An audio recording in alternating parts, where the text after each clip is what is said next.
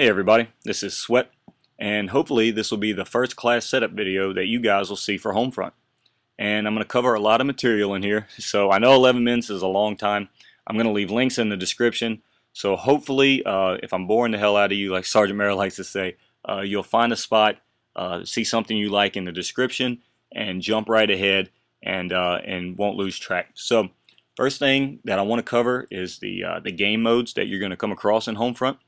And the first thing that we'll cover is ground control, which is a domination-based game mode, and do a lot of comparisons to Black Ops, obviously, because that's what everyone's most familiar with.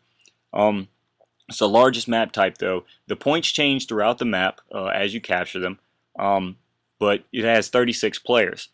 Team Deathmatch, self-explanatory, only 12 players. Skirmish, on the other hand, is only scratch that. Team Deathmatch is 24 players, my mistake. Skirmish is only 12 players, but Skirmish is a mixture of ground control and Team Deathmatch. Moving on, there are 7 different maps thus far on Homefront. On Team Deathmatch, that's all that me and my buddy Brick Thrower played today. It really seems like it cycles through 3 or 4. I'm not quite sure if all 7 of them are included. So again, just jumping right into the classes. They are customizable. You see I renamed them, kind of messed around with the names just to show you guys that you can have some fun with it.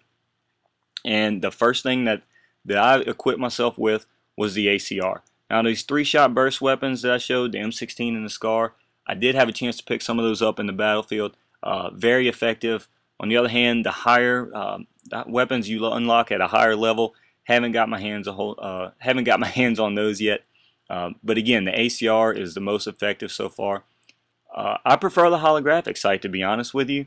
Any of the 3, there's not really much difference in that. You do have your nude tube there, and you do have your red dots, which I'm going to go ahead and throw a red dot on here.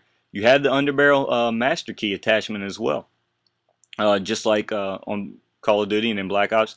And I'm going to get to the silencer in a later thing. So I'm just going to throw a red dot on there and move on to the camos, which you see that some are unlocked at kill streaks after you get a certain number of kill streaks with the weapon, and some are unlocked at certain levels.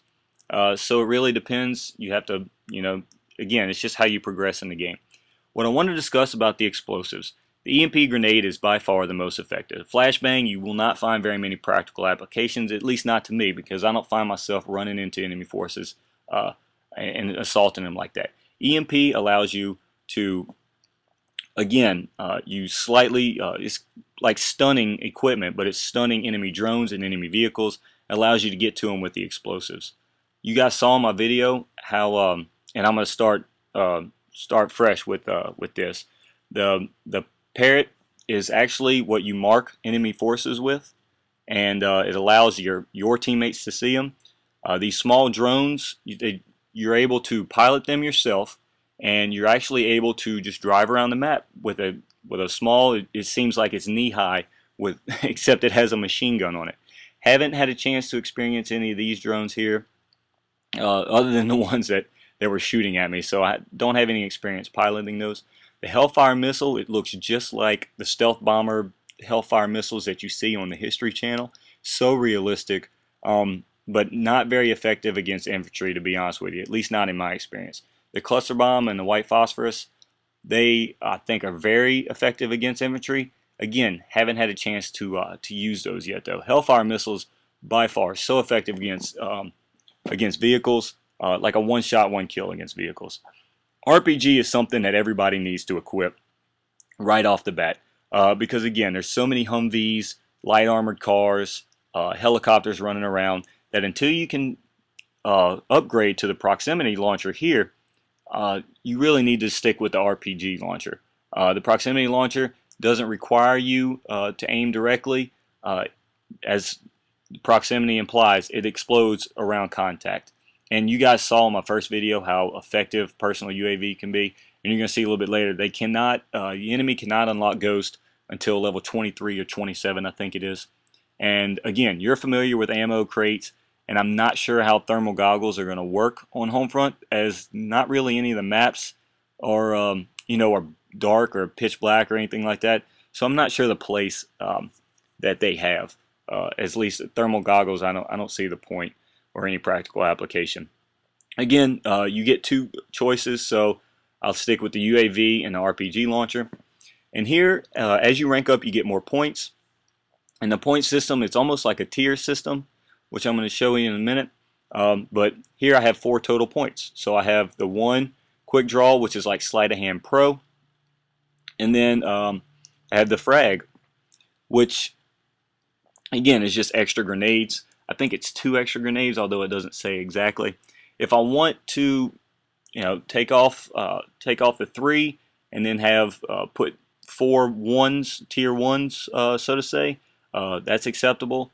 But again, you just cycle through any of these, and you get to choose, what you want. Some of them will make a little bit more sense afterwards once you start using the drones and see their health and see the limit and the time limit that they have.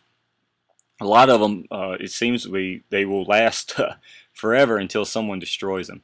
And again, it works almost like tier 1 perk, tier 2 perk, tier 3 perk, except it actually costs points, and you get more points as you level up.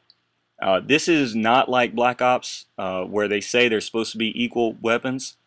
This actually seems to be that a lot of the better weapons come to the players who played longer.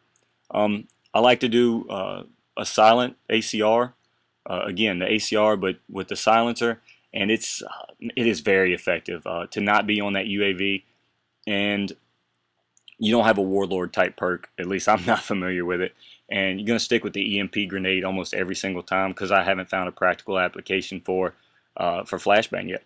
And again, UAV and RPG is the most effective that I've found.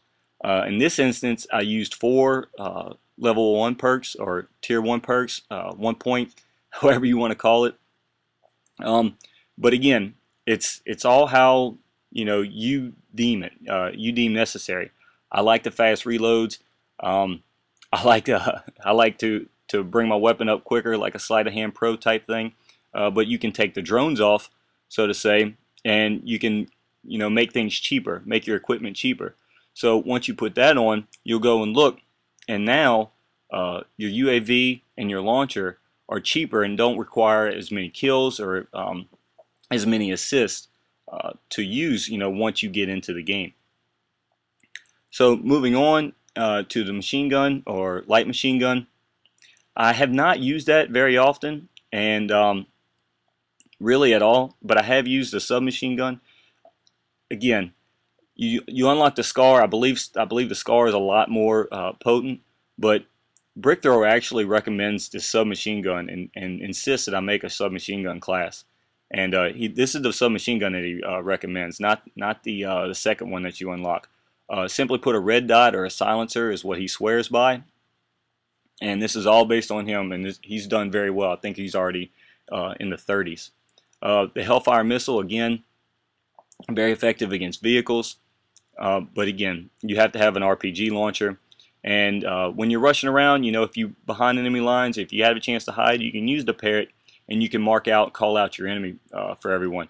But RPG, again, a must, and it's really important because you won't have enough teammates trying to take out vehicles. A lot of times it's you that has to be trying to take out those vehicles, and it gets really frustrating if you're alone. So hopefully you have the opportunity to run with some people that have the same mindset, that want to work together as a team and knock out some of those things. I like the extra frags if I were to make a submachine gun class for rushing. And finally, the snipers, which I found to be really enjoyable. But Brick Thrower, who's unlocked, had the experience with the classified sniper, not the classified, but the second unlocked sniper rifle, the M200.